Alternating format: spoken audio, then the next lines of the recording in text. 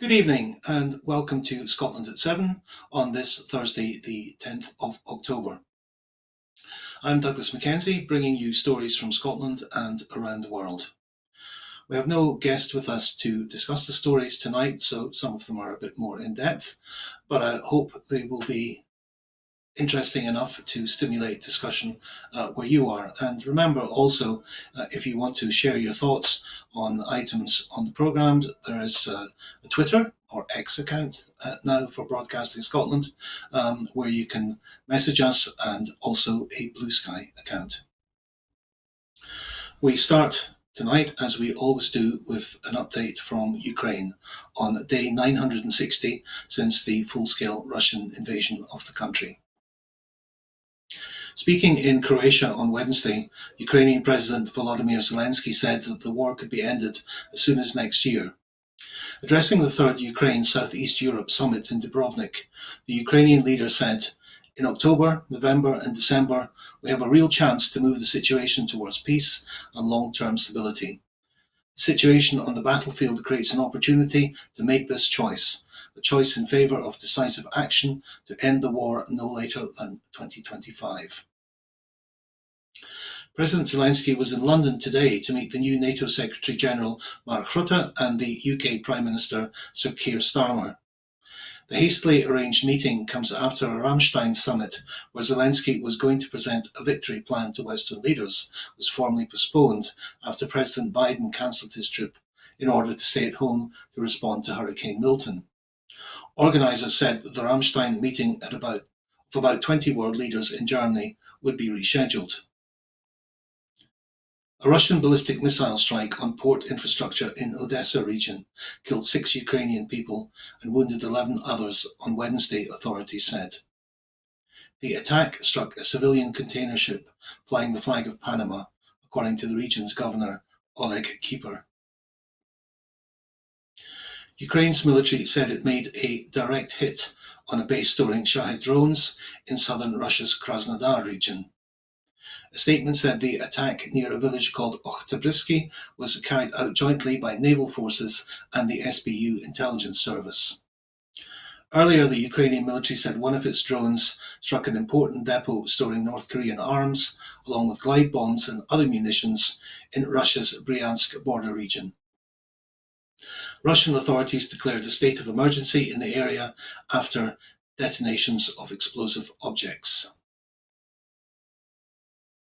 Ursula von der Leyen, the European Commission President, has accused Viktor Orban of an historic failure to support Ukraine, economic mismanagement, and making his country a, quote, backdoor for foreign interference.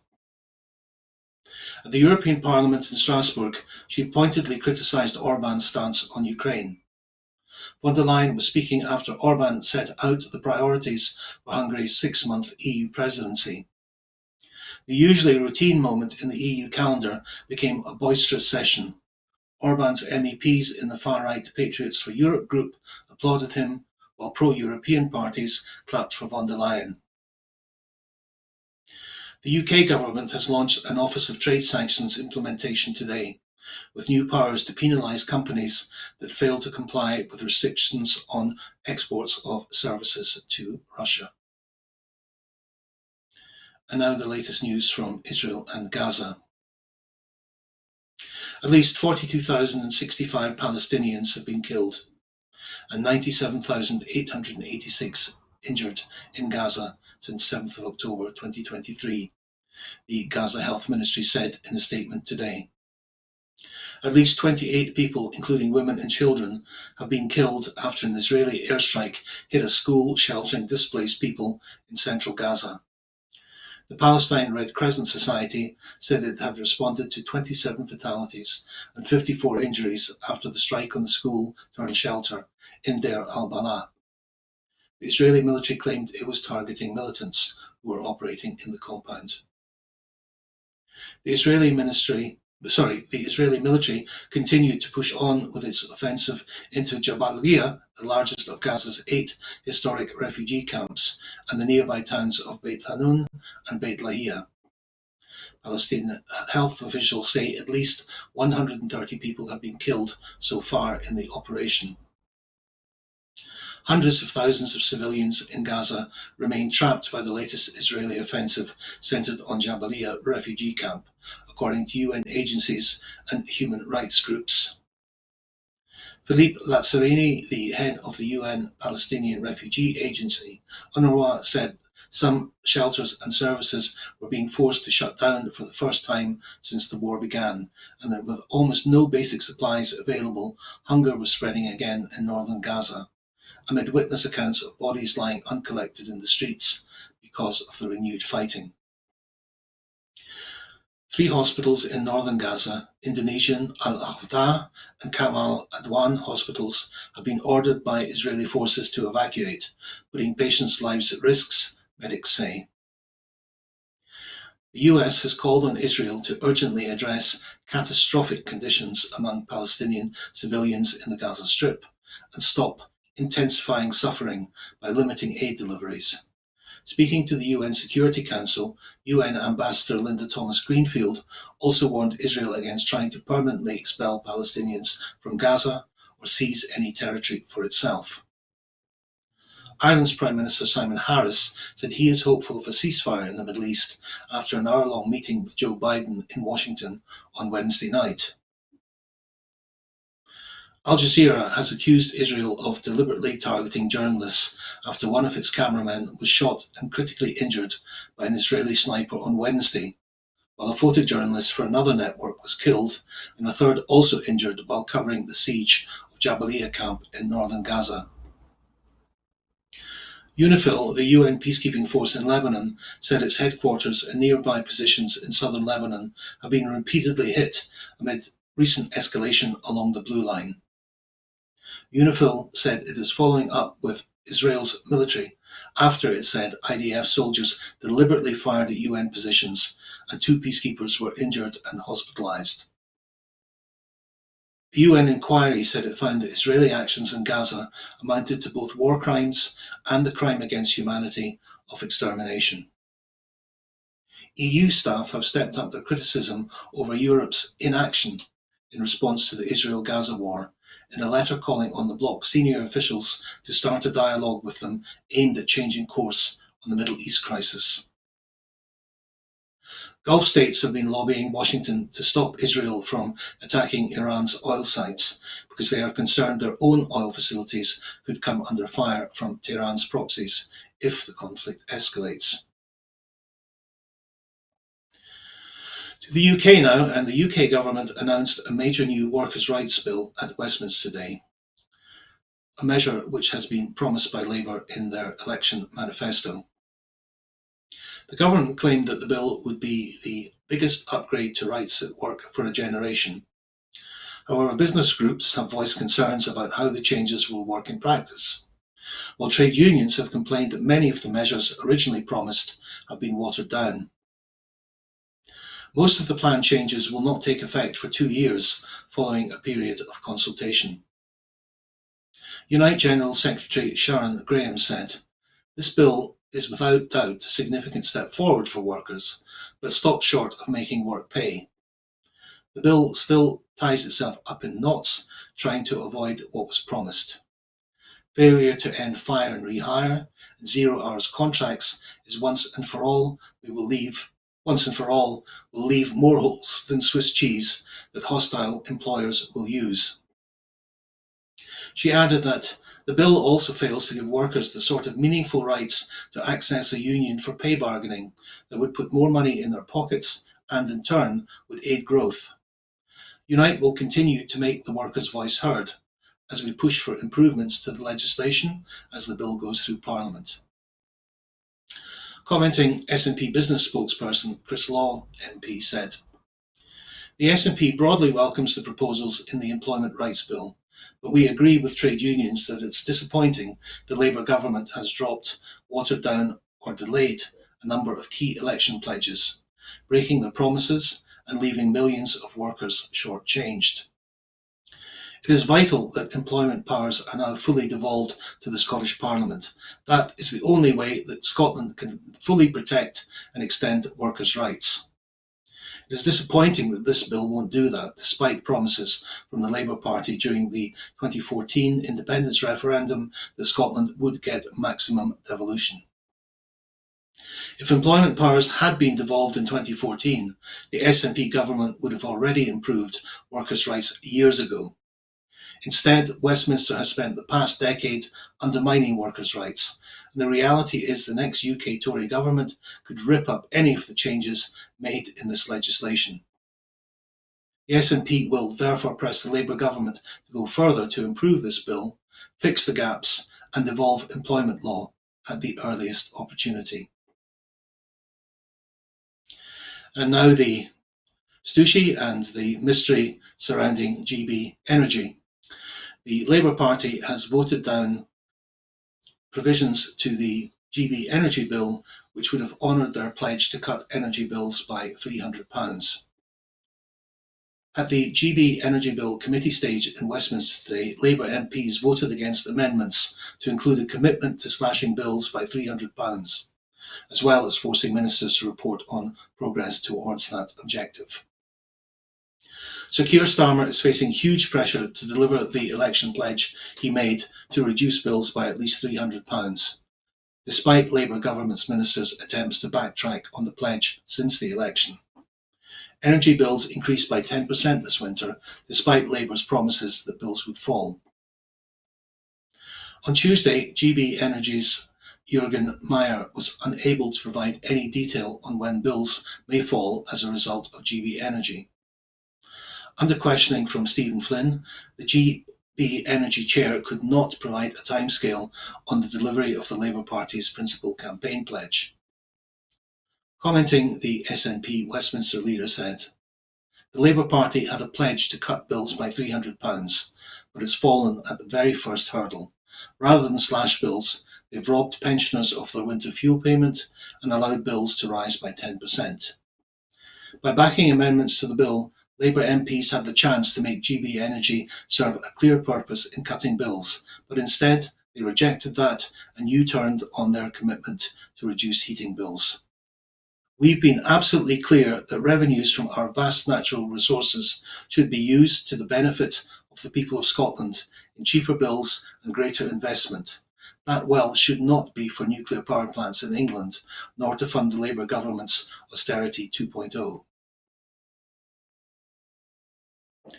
Healthcare now, and new research has revealed that the UK government has been lagging behind our European neighbours on health spending in every single year of the 21st century. The analysis commissioned by the SNP and using OECD data shows the UK government spends less on healthcare per capita than almost every other country in Northwest Europe. Across the past 2 decades, the UK has spent less on healthcare than our European neighbours in every single year. On average, our European neighbours spend £5,654 per person per year on healthcare between 2000 and 2023, compared to £4,609 for the UK. That is a gap of more than £1,000, or 19% per person per year. In 2022, the most recent year for which data is available for all countries, the UK government spent less on health than 13 of the 14 countries in Northwest Europe. It spent £7,963 per person, which was £5,097, almost 40% less than Norway, £3,288 less than Germany, £3,255 less than Switzerland, £2,916 less than Luxembourg, £1,894 less than Ireland, £1,836 less than the Netherlands, £1,679 less than Denmark, £1,533 less than Austria.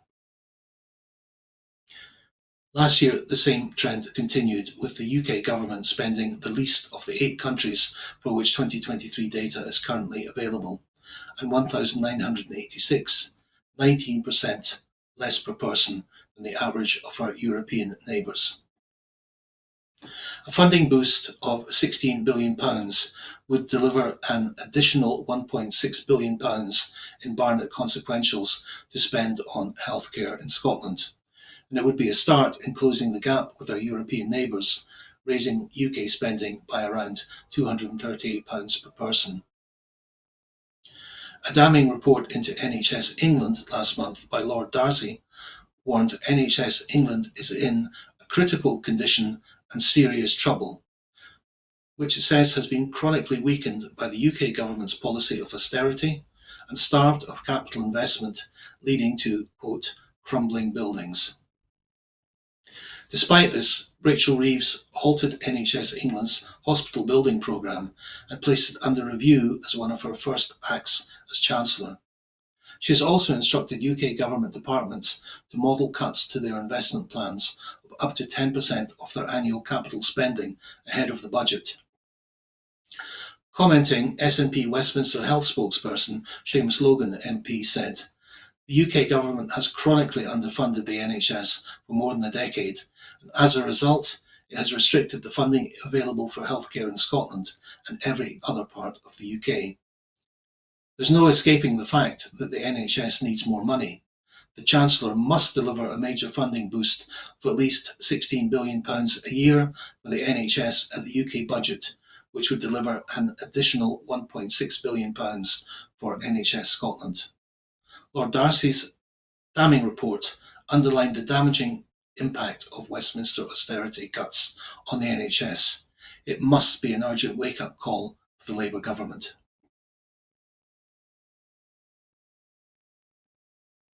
And staying with UK finance now, and the Institute for Fiscal Studies, IFS, has said that Sir Keir Starmer's promise to end austerity and rebuild public services will require tax increases of £25 billion a year in the coming budget, even if debt rules are changed to provide scope for extra investment spending. In its preview of the first Labour budget in 14 years, the IFS said that Rachel Reeves would need to raise taxes to fresh record levels to meet the government's policy goals. The Chancellor was also warned of the risk of a Liz Truss-style meltdown if the city responded badly to substantially higher borrowing. The IFS said Reeves faced a challenge in finding £25 billion of tax increases, given that Labour's election manifesto ruled out raising income tax, employees' national insurance contributions and VAT. In the run-up to the election, Labour outlined plans for £9 billion of tax increases, but the IFS said that if Reeves wanted to increase spending on public services in line with national income, she would need to raise a further £16 billion to meet her rule that day-to-day spending should be covered by tax receipts. The Office for Budget Responsibility, the government's tax and spending regulator, has predicted that tax as a share of national income is on course to reach 37.1% by 2028-29, its highest level since 1948. A further £25 billion of tax increases from Reeves would push tax close to 38% of GDP. The Scottish Government now, and in a statement to the Scottish Parliament today, Justice Secretary Angela Constance told MSPs that emergency legislation will be introduced to Parliament, which will contribute to the sustainable long-term management of Scotland's prison population. The bill, to be introduced in November, will propose a change to the release point for short-term prisoners serving sentences of less than 4 years. At present, they are released at the halfway point of their sentence. Under these new proposals, they will be released after serving 40% of their sentence, with prisoners serving sentences for domestic abuse or sexual offences excluded from the changes. The Justice Secretary said the well-being of victims and the safety of communities will be a priority when implementing the measures, and the Scottish Government will engage directly with victims' organisations. The proposals, scheduled to come into effect from February next year, would apply to both those currently in prison and those sentenced in future. If backed by Parliament, it is estimated changes could result in a sustained reduction to the prison population of between 260 and 390. The proposals in the legislation would also give ministers power to change the point of release under licence conditions for long-term prisoners serving sentences of 4 years or more. This follows the recent public consultation on long-term prisoner release, which highlighted various areas requiring more in-depth consideration with partners. Although not included in the current proposals, contingency planning for the emergency early release of short-term prisoners is also being undertaken, in case it is needed to ensure the health and welfare of prison staff and prisoners during a continuing rise in the prison population. In her parliamentary statement, Ms Constance underlined the importance of public safety and putting in place a sustainable long-term strategy to tackle the rising prison population. Speaking after delivering her statement, the Justice Secretary said, "I'm prioritising actions that can deliver a sustained reduction to the prison population. Public safety remains paramount, which is why I am focusing on short-term prisoners only and with built-in exemptions. I recognise the concerns that may arise from victims and their families, and I am committed to working closely with victim support organisations on key issues." To Europe now, and Croatia's border police force appear to be burning clothing, mobile phones and passports seized from asylum seekers attempting to cross into the European Union before pushing them back to Bosnia. The humanitarian organisation No Name Kitchen, NNK, has produced a report with photographs of burnt belongings along with testimonies of sexual assault and beatings meted out by the police in what NNK say are the latest alleged evidence of brutality against people migrating at EU borders. Every day, thousands of people from South Asia, the Middle East and North Africa, and increasingly China, attempt to cross the Balkans heading for the EU. There are few facilities, with people forced to spend most of the difficult journey in makeshift camps or train stations. Many are stopped by Croatian border police and searched, with some reportedly robbed and violently pushed back into Bosnia, where thousands of asylum seekers can be stranded in often freezing temperatures. Such pushbacks are an apparent violation of international law, which states that asylum seekers must have the opportunity to file their request for asylum once they are within a country's borders. NNK has detailed the location of 8 large burn piles where Croatian police officers allegedly incinerated people's personal belongings and documents they need to apply for asylum once they reach the EU. Burned smartphones could also contain evidence of abuses carried out by the Croatian police in the form of videos and photos taken by asylum seekers, said NNK.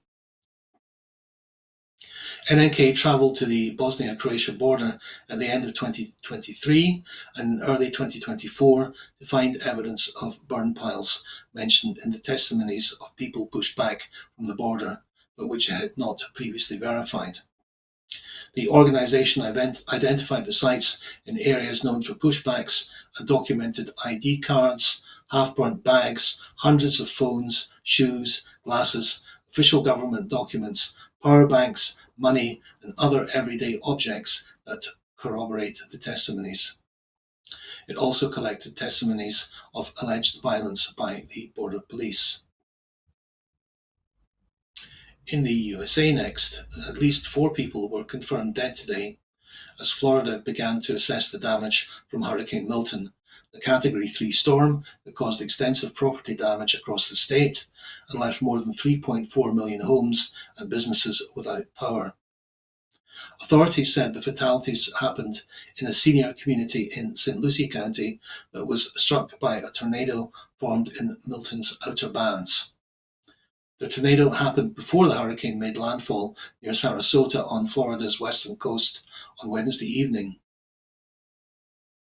Parts of Sarasota, Fort Myers, Venice and other Gulf Coast cities were inundated by up to 10 foot of storm surge, while tornadoes wrecked buildings, including a sheriff's department facility, and the skies turned purple and winds as high as 120 miles per hour turned cars, trees and debris into projectiles. At a press briefing this morning, Florida Governor Ron DeSantis said that more than 40 rescues had taken place in several counties.